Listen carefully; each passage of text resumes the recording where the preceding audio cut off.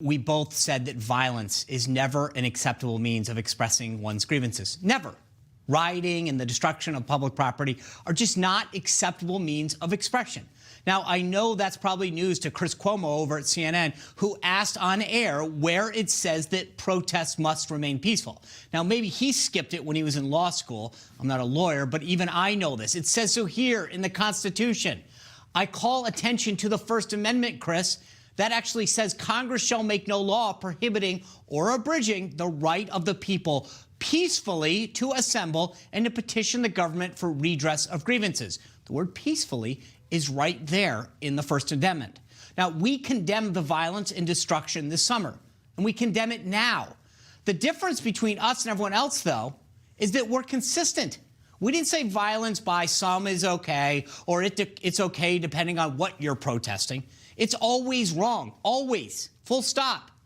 The images of last week still trouble me, maybe even more so than they initially did, as I've actually had time to reflect on the magnitude of what happened.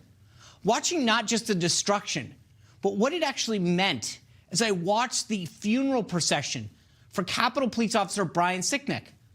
Just as our Constitution was built on peaceful protests, it was also built on freedom of speech. And what we saw happen last week with censorship goes against the basis of what our country was founded on. The left-wing censorship began when Simon & Schuster canceled the publication of Senator Josh Hawley's upcoming book.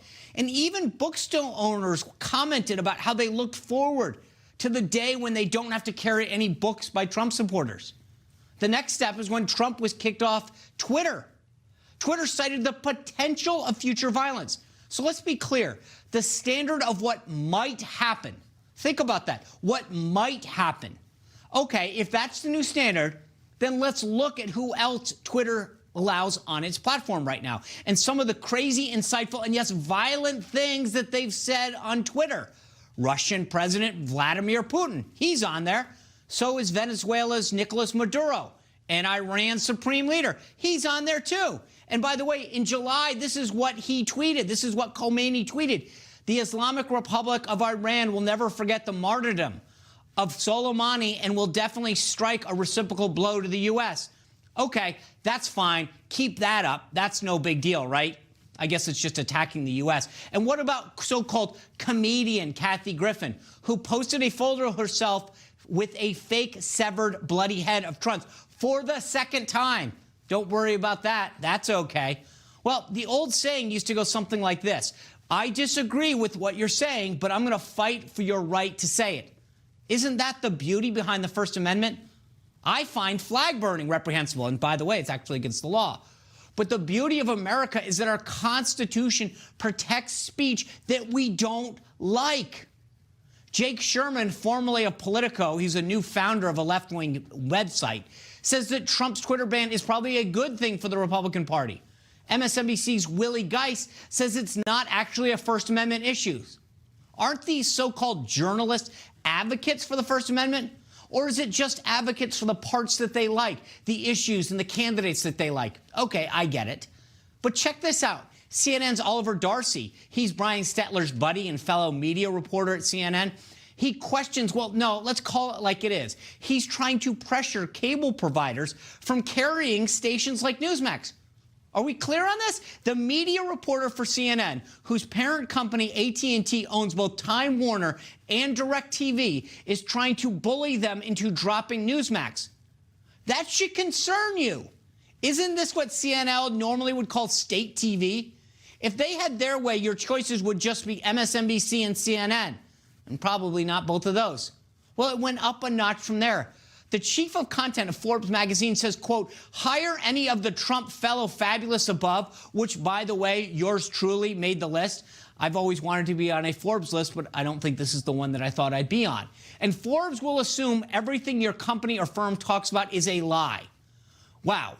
Speaking of keeping a list, not to be outdone, the Lincoln Project, a group of former Republican grifters who have made a ton of money running ads against Republicans, which, by the way, has resulted in a Democrat House run by Pelosi and a Senate run by Schumer.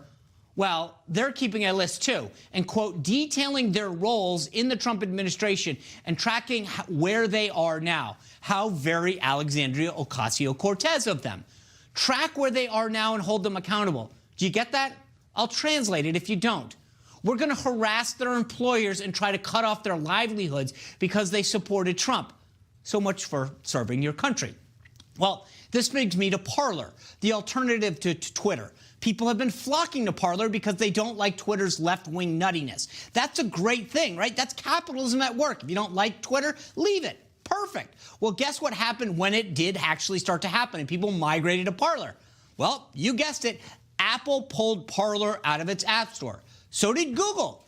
And when that wasn't enough, Amazon Web Services, which hosted them, shut them down completely, shut off the site. Parler filed a lawsuit against Amazon today, seeking a temporary restraining order to try to keep Amazon Web Services from banning Parler, and claims Amazon is violating the Sherman Antitrust Act. If you think this is hysteria, you're wrong. Canceling cable stations, kicking websites off the web. What's next? Good old-fashioned book burning? Don't laugh. Even Shopify and Spotify got in on this as well. I mean, hey, everybody on the left needed to show how woke they are. So I guess you can't find the Trump rally playlist anymore, but everybody felt like they had to one-up each other. Remember, it was the Democrats who said we should surround you, get in your face, surround government officials at restaurants and at their homes. That's where the concern for violence was then. No one seemed to care about it then. Now it's different? No. Violence is always wrong, Lindsay.